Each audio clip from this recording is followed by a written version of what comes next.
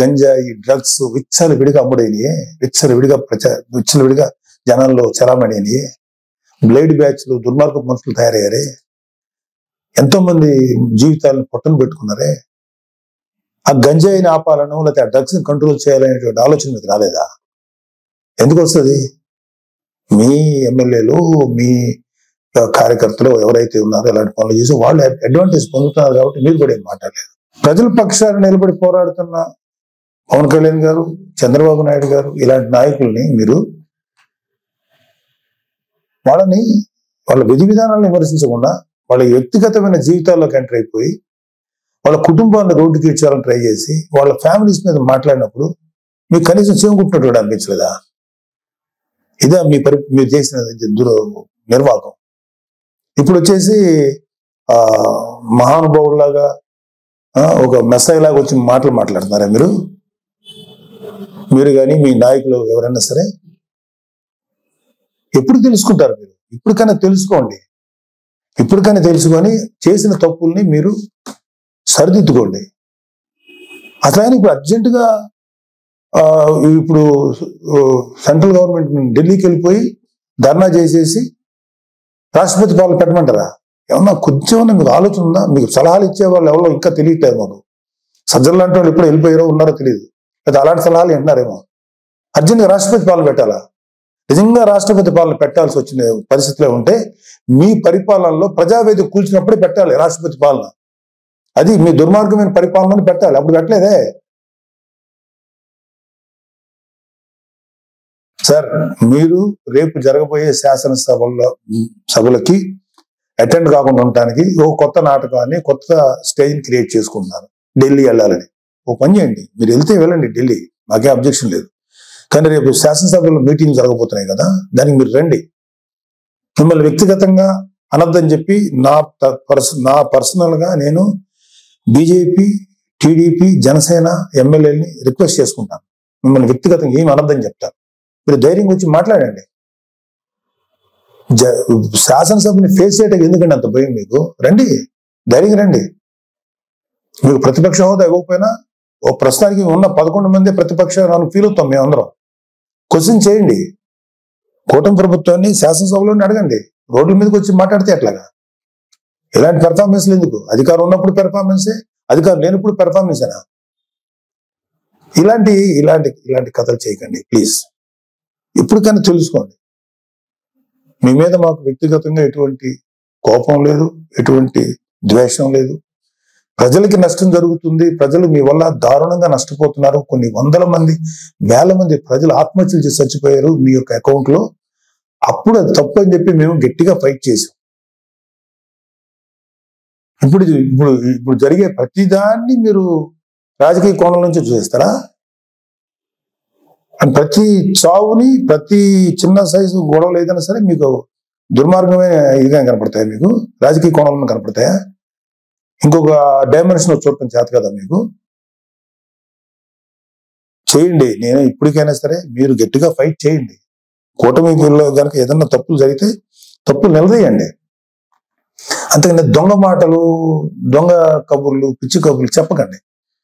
మీకు ఒక పేపర్ ఉంది, మీకు భజన చేసేటువంటి కొన్ని మీడియా సంస్థలు ఉన్నాయి, పర్లేదు, వాటిని మీరు ఉంచుకోండి. కానీ మాట్లాడేదానికి, లేకపోతే మీరు ఏదైనా ఒక వ్యక్తిని నేరస్తుడిగా చేసేదో, లేకపోతే ఒక వ్యక్తిని రెస్పాన్సిబుల్ గా చేసేదానికి ఒక ఇంగితంగా, ఒక సెన్సిబుల్ గా ఉండాలి. నేను అసలు మాట్లాడకూడదు, నాకెందుకు, నేను పార్టీ పనిలో చేసుకునేవాడిని, నాకు ఈ పొలిటికల్ గా నేను మాట్లాడకూడదని నేను ఇంతకాలం మాట్లాడాను. ఎన్నిసార్లు గత 40 రోజుల నుంచి ఊదరగొడుతున్నారు. అధికారం శాసనసభలో ప్రమాణ స్వీకారం చేసిన మొదటి రోజు నుంచి ఏం చేయట్లేదు. వెయిట్ చేయండి, అన్నీ చేస్తారు.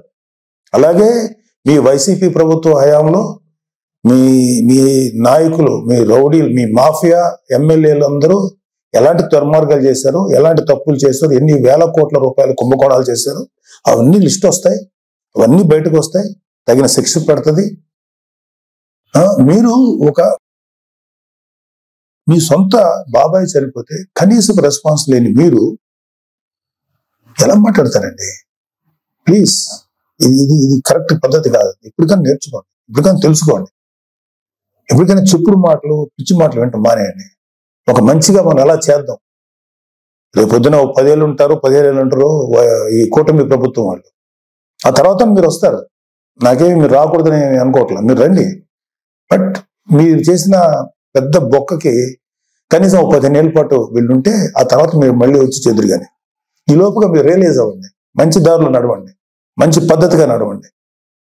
దుర్మార్గపు వ్యక్తుల సలహాలు తీసుకోకండి. మీరు కూడా దుర్మార్గం ఆలోచన పక్కన పెట్టండి. నీతి నిజాయితీగా జెన్యూన్ ఉంటా ట్రై చేయండి. మేబీ జనాలు ఒక 10 ఏళ్ల తర్వాత 15 ఏళ్ల తర్వాత మిమ్మల్ని గౌరవించవచ్చు, రెస్పెక్ట్ చేయొచ్చు. ఇలాగా అనవసరమైన మాటలు మీరు కానీ మీ ఎమ్మెల్యేలు కానీ ఇవ్వండి. ఒక 6 నెలలు టైం ఇవ్వండి, చేస్తారు. మీరు అనుకున్నవన్నీ చేస్తారు. మీరు ఏదైతే ఇప్పుడు నేరం మోపుతున్నారో కూటమి ప్రభుత్వం మీద అన్ని వాటన్నిటికీ జవాబు వస్తుంది. వాళ్ళు ఏవైతే ఈ మేనిఫెస్టోలో ప్రామిస్ చేస్తారో అవన్నీ చేస్తాం. మాకు సెంట్రల్ గవర్నమెంట్ నుంచి సంపూర్ణ సహకారం ఉంది. మీలాగా కేసుల విషయంలో ఈ రాష్ట్రానికి సంబంధించిన ఇష్యూస్ అని చెప్పి మీ పర్సనల్ కేసుల గురించి సెంట్రల్ గవర్నమెంట్ దగ్గరికి వెళ్ళి మాట్లాడిన వ్యక్తులు కాదు ఇక్కడ. పవన్ కళ్యాణ్ గారు కానీ చంద్రబాబు నాయుడు గారు కానీ రాష్ట్రానికి మంచి నిధులు రప్పించి ప్రజల కోసం బాగు చేద్దామని, ప్రజల జీవితాలు బాగు చేద్దాం ఉన్నారు.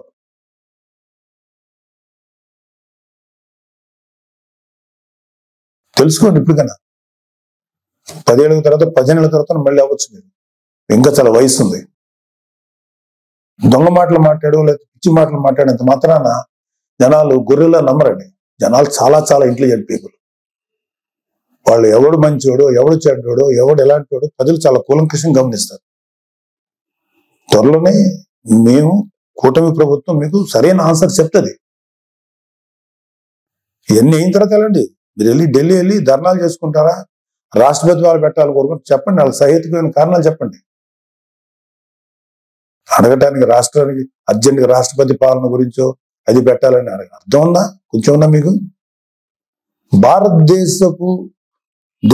భారతదేశానికి స్వాతంత్రం వచ్చిన తర్వాత ఆఖరికి యూపీ లాంటి రాష్ట్రాల్లో కూడా, బీహార్ లాంటి రాష్ట్రాల్లో కూడా జరిగినటువంటి అరాచకం ఆంధ్రప్రదేశ్ జరిగింది మీ 5 ఏళ్ల ప్రభుత్వ పాలన హయాంలో. అది మీరు గుర్తుపెట్టుకోండి. పిల్లి కళ్ళు మూసుకొని పాలు తాగితే ఎవరు చూడలేదు అనుకోకండి, అన్ని చూస్తున్నారు. మీ మీద ఎన్ని రకాల దుర్మార్గాలు చేశారో మీ ప్రభుత్వంలో, మీ హయాంలో అన్నీ ఉన్నాయి. అన్ని బయటకు వస్తాయి, కంగారు పడకండి, అన్నీ వస్తాయి. Thank you. నమస్తే.